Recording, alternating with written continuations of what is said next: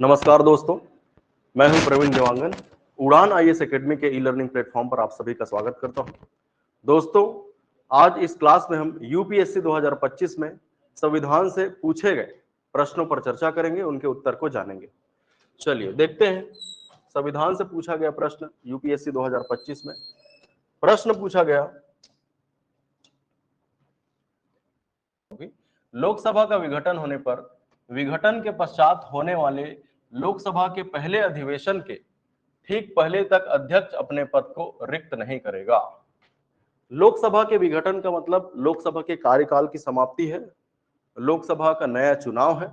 ठीक, लोकसभा का कार्यकाल समाप्त होने के बाद जो चुनाव होगा उसके बाद लोकसभा की पहली बैठक जो बुलाई जाएगी, ठीक, तब तक लोकसभा का अध्यक्ष अपने पद पर बना रहता है, वो अपने पद को रिक्त नहीं करता। तो पहला पॉइंट सही है।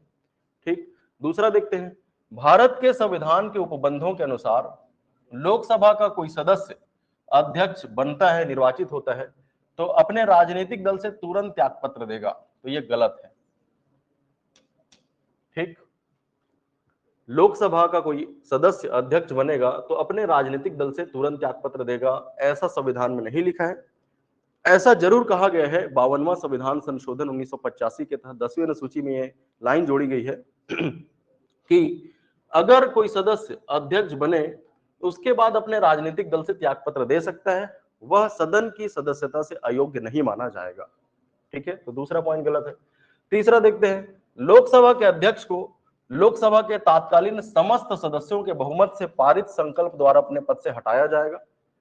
ठीक, लेकिन हटाने से पहले कम से कम 14 दिन की सूचना देनी चाहिए। ठीक है, तो ये क्लास में मैंने पढ़ाया था कि लोकसभा अध्यक्ष अपने पद से कैसे रिक्त होंगे। तो अगर वो सदन का सदस्य नहीं रहेंगे तो अध्यक्षता उनकी समाप्त हो जाएगी।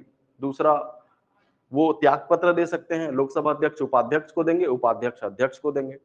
तीसरा, अगर उन्हें हटाया जाना है तो 14 दिन की पूर्व सूचना पर तात्कालीन समस्त सदस्यों के बहुमत से पारित संकल्प के आधार पर उन्हें उनके पद से हटाया जा सकता है। तीसरा पॉइंट सही है। पहला तीसरा सही है। पूछा गया है कौन सा सही है, तो पहला तीसरा ऑप्शन सी इसका सही उत्तर है। ठीक है, चलिए देखते हैं अगला प्रश्न की ओर। अगला प्रश्न पूछा गया, यदि कोई प्रश्न उठता है कि लोकसभा का कोई सदस्य 10वीं अनुसूची के अधीन तब संघ की मंत्रिपरिषद की सलाह के अनुसार राष्ट्रपति का निर्णय अंतिम होगा। तो ये पॉइंट गलत है। ठीक, यदि लोकसभा का कोई सदस्य 10वीं अनुसूची के तहत अयोग्य है या नहीं है, यदि ऐसा कोई प्रश्न उठा तो इस पर अंतिम निर्णय कौन करता है, तो सदन का अध्यक्ष करता है या सभापति करता है। इसमें लिखा है राष्ट्रपति करता है, इसलिए ये पॉइंट गलत होगा। दूसरा लिखा है, भारत के संविधान में राजनीतिक दल का कोई उल्लेख नहीं है। यह कहना भी गलत होगा। भले ही मूल संविधान में राजनीतिक दल शब्द का उल्लेख नहीं है, किंतु 52वां संविधान संशोधन 1985 के तहत 10वीं अनुसूची जोड़ी गई, उसमें इस शब्द का उल्लेख है। तो दोनों पॉइंट गलत है। पूछा है कौन सा सही है। ठीक है, न तो एक सही है न तो दो। ऑप्शन डी इसका सही जवाब होगा। ठीक, चलिए अगला प्रश्न देखते हैं। भारत के राष्ट्रपति की क्षमा प्रदान करने की शक्ति के बारे में निम्नलिखित कथनों पर विचार कीजिए। ठीक, पहला पॉइंट लिखा है, राष्ट्रपति द्वारा इस शक्ति का प्रयोग सीमित न्यायिक पुनर्विलोकन के अधीन लाया जा सकता है। जो क्षमा दान है, क्षमा प्रदान करने की शक्ति है, राष्ट्रपति द्वारा इस शक्ति का प्रयोग किया जाएगा, इसे सीमित न्यायिक पुनर्विलोकन के दायरे में अधीन लाया जा सकता है। पहला पॉइंट सही है। दूसरा, राष्ट्रपति इस शक्ति का प्रयोग केंद्र सरकार की सलाह के बगैर कर सकता है। गलत। क्षमादान करने की शक्ति स्वविवेक की शक्ति नहीं है राष्ट्रपति की, केंद्र सरकार या मंत्रिपरिषद की सलाह से ही वो क्षमा कर सकता है। तो दूसरा गलत है, पहला सही है। पूछा है कौन सा सही है, तो केवल एक सही है, यानी कि ऑप्शन ए इसका सही जवाब है। ठीक है, चलिए अगले प्रश्न की ओर चलते हैं। प्रश्न पढ़िए और उत्तर दीजिए। प्रश्न लिखा है, निम्नलिखित कथनों पर विचार कीजिए। पहला पॉइंट, उसके भी पहले लिखा है, भारत के संविधान के संदर्भ में यदि 5वीं अनुसूची के अधीन किसी राज्य में कोई क्षेत्र अनुसूचित क्षेत्र घोषित कर दिया जाता है। ध्यान से समझेंगे, 5वीं अनुसूची के अधीन यदि कोई क्षेत्र अनुसूचित क्षेत्र घोषित कर दिया जाता है तो ऐसे क्षेत्रों में राज्य सरकार अपनी कार्यपालिका शक्ति खो देती है। यह कहना गलत है, ऐसा कुछ भी नहीं लिखा है। निकाय पूर्ण प्रशासन ग्रहण कर लेता है, गलत है। ठीक है, अगर किसी क्षेत्र को अनुसूचित क्षेत्र घोषित कर दिया जाए तब भी राज्य सरकार की कार्यपालिका शक्ति बनी रहेगी। ठीक। दूसरा, संघ की सरकार कतिपय परिस्थितियों में राज्यपाल की सिफारिश पर ऐसे क्षेत्रों के पूर्ण प्रशासन को अपने हाथ में ले सकती है, यह भी गलत है। ठीक है, संघ की सरकार यानी कि केंद्र सरकार, यूनियन गवर्नमेंट, राज्यपाल की सिफारिश पर ऐसे क्षेत्रों के पूर्ण प्रशासन को अपने हाथ में ले सकती है, यह गलत है। अगर कोई क्षेत्र अनुसूचित क्षेत्र घोषित कर भी लिया जाता है तो वहां पर राज्य सरकार की कार्यकारी शक्ति बनी रहती है। ठीक। हाँ, यह कहना सही होगा कि राज्यपाल ऐसे क्षेत्रों में विशेष ध्यान देता है। तो पहला पॉइंट गलत, दूसरा गलत। पूछा है कौन सा सही है, न तो 1 न तो 2, ऑप्शन डी इसका सही जवाब होगा। चलिए आगे बढ़ते हैं, अगला प्रश्न पढ़ेंगे। भारत के संविधान के अधीन निम्नलिखित विषय पर विचार कीजिए।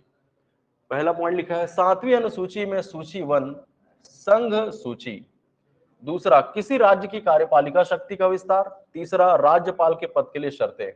पहला लिखा है संघ सूची, दूसरा राज्य की कार्यपालिका शक्ति का विस्तार, तीसरा राज्यपाल के पद के लिए शर्तें। अब पूछा क्या है, उपर्युक्त में से किसके संबंध में संविधान संशोधन के लिए भारत के राष्ट्रपति को अनुमति के लिए विधेयक प्रस्तुत किए जाने से पूर्व कम से कम आधे राज्यों के विधानमंडलों द्वारा अनुसमर्थन अपेक्षित है। ठीक है, पॉइंट लिखा है संघ सूची, दूसरा राज्य की कार्यपालिका शक्ति का विस्तार, तीसरा राज्यपाल पद के लिए शर्तें। फिर बोला है कि संविधान में संशोधन करना है तो राष्ट्रपति को इससे संबंधित विधेयक भेजा जाना है। ठीक, उसके भी पहले कम से कम आधे राज्यों के विधानमंडलों द्वारा समर्थन आवश्यक है। ठीक है, तो कौन कौन से ऐसे पॉइंट हैं इनमें से जिसके लिए ऐसा किया जाना चाहिए? तो पॉइंट नंबर 1, पॉइंट नंबर 2, क्योंकि राज्यपाल के पद की शर्तें कौन निर्धारित करता है? संसद कर लेता है। इसके लिए राज्यों के विधानमंडलों की समर्थन की आवश्यकता नहीं है। तो पहला दूसरा सही है, केवल 1 और 2, ऑप्शन ए इज करेक्ट, इसका सही जवाब होगा। चलिए आगे बढ़ते हैं अगले प्रश्न की तरफ।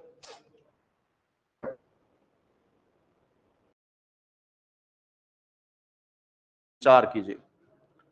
पहला पॉइंट है, किसी राज्य का राज्यपाल अपने पद की शक्तियों और दायित्वों के प्रयोग और निष्पादन के लिए किसी न्यायालय के प्रति उत्तरदायी नहीं है। सही है, राज्यपाल अपनी शक्ति का प्रयोग करेगा तो किसी न्यायालय के प्रति उत्तरदायी नहीं होगा। दूसरा, राज्यपाल के विरुद्ध उसकी पदावधि के दौरान, राज्यपाल के विरुद्ध उनके कार्यकाल के दौरान कोई दांडिक कार्यवाही या कोई फौजदारी मामला संस्थित नहीं की जाएगी या जारी नहीं रखी जाएगी। ये भी सही है, राज्यपाल अपने पद पर जब कार्य कर रहा है तो कोई फौजदारी मामला नहीं चलाया जा सकता उन पर, या कोई दांडिक मामला नहीं चलाया जा सकता। अगर चलाया जा रहा हो तो बंद, या कोई ऐसा व्यक्ति जिस पर फौजदारी मामला चल रहा है और वो राज्यपाल बना दिया जाए, मनोनीत कर दिया जाए, ठीक, या नियुक्ति कर दी जाए राष्ट्रपति के द्वारा, तो वहीं पर दांडिक कार्यवाही रोक दी जाएगी। दूसरा पॉइंट भी सही है, लेकिन दीवानी मामला चलाया जा सकता है 2 महीने की पूर्व सूचना पर। ठीक है, तीसरा पॉइंट लिखा है, किसी राज्य विधानमंडलों के सदस्य सदन के अंदर कही हुई किसी भी बात के लिए किसी न्यायालय में कार्यवाही के लिए उत्तरदायी नहीं है। यह भी सही है, विधानमंडल में या संसद में अगर कोई भी बात चल रही है सदस्यों के बीच या सदन में कोई चर्चा चल रही है, ठीक है, तो उसके लिए न्यायालय जांच नहीं करेगी, उसकी जांच न्यायालय नहीं करेगी या न्यायालय में कार्यवाही के लिए उत्तरदायी नहीं होगी। ठीक, तो तीसरा पॉइंट भी सही है। पूछा है कौन सा सही है, तो 1, 2 और 3 सही है, इसका मतलब ऑप्शन डी इसका सही जवाब होगा। ठीक है, चलिए अगले प्रश्न की तरफ चलते हैं। प्रश्न पूछा है, निम्नलिखित युग्मों पर विचार कीजिए। एक तरफ राज्य का नाम, दूसरे तरफ उसके बारे में कोई बातें दी हुई है। अरुणाचल प्रदेश एक किले से राजधानी का नाम पड़ा है, तो ये जो लाइन लिखा है ये सही है। अरुणाचल प्रदेश की राजधानी ईटानगर है, तो ईटा नाम का कोई किला है जिसके नाम पर यहाँ की राजधानी का नाम ईटानगर पड़ गया। और यहाँ पर इस राज्य में 2 राष्ट्रीय उद्यान है, 2 नेशनल पार्क है, जिसको आप कमेंट करके बताएंगे, है ना, 2 नेशनल पार्क यहाँ पर, कमेंट करके इसका उत्तर बताएंगे।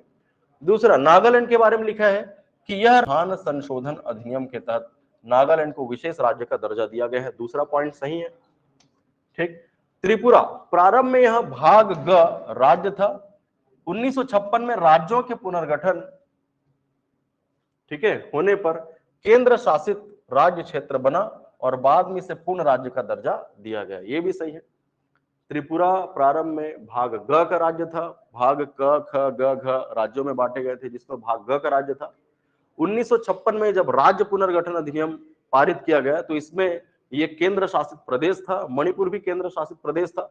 फिर आगे चलकर त्रिपुरा को 1972 में मणिपुर त्रिपुरा मेघालय इन तीनों को राज्य का दर्जा दिया गया था 1972 में। तो तीसरा पॉइंट भी सही है। पूछा क्या है, निम्नलिखित उपर्युक्त युग्मों में से कितने युग्म सही सुमेलित है? तो पहला सही, दूसरा सही, तीसरा सही, सभी तीन, ऑप्शन सी इसका सही जवाब होगा। ठीक है, चलिए आगे बढ़ते हैं। अगला प्रश्न लिखा है, भारत के संदर्भ में निम्नलिखित पर विचार कीजिए।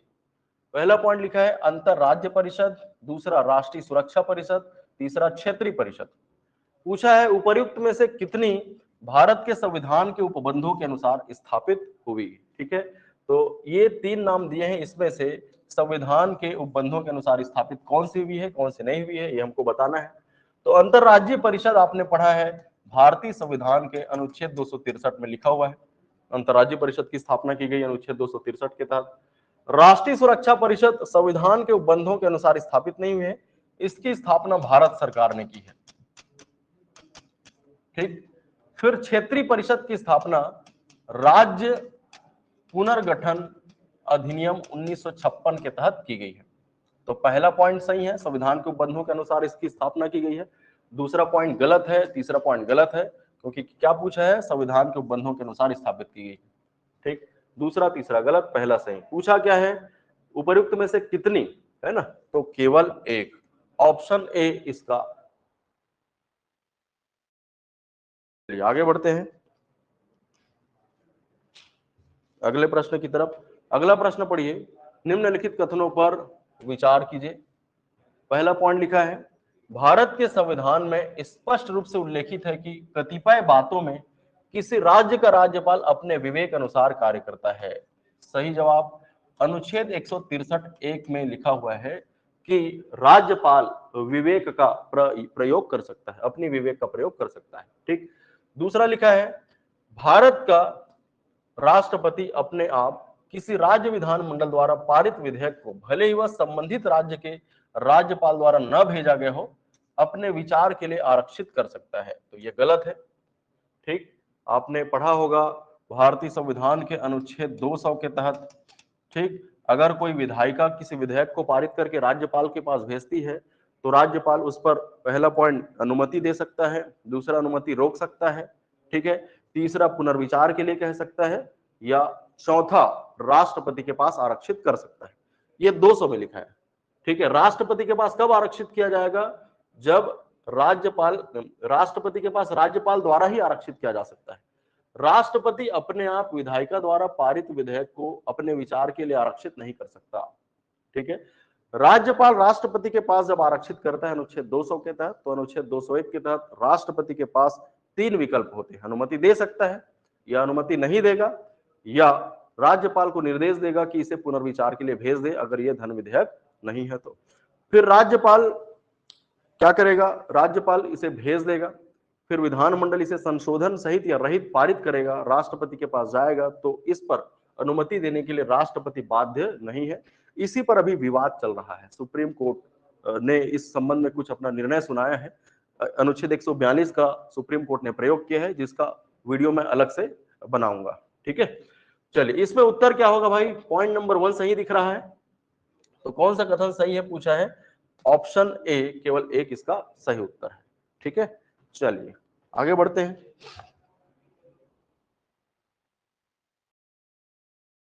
निम्नलिखित युग्मों पर विचार कीजिए। भारत के संविधान में उपबंध और किसके अधीन कथित।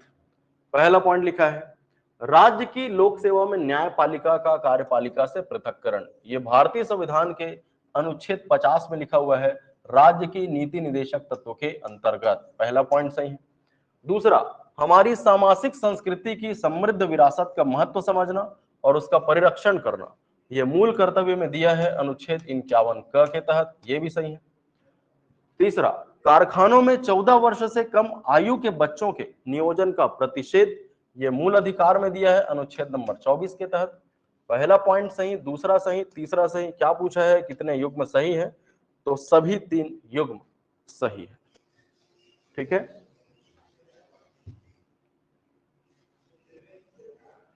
तो ये यूपीएससी की परीक्षा में पूछे गए संविधान के महत्वपूर्ण प्रश्न थे। इसी तरह के एग्जाम, इसी तरह और भी एग्जाम में पूछे गए प्रश्नों के उत्तर और उन पर चर्चा मैं आगे करता रहूंगा। आज के लिए इतना ही। आप सभी का धन्यवाद।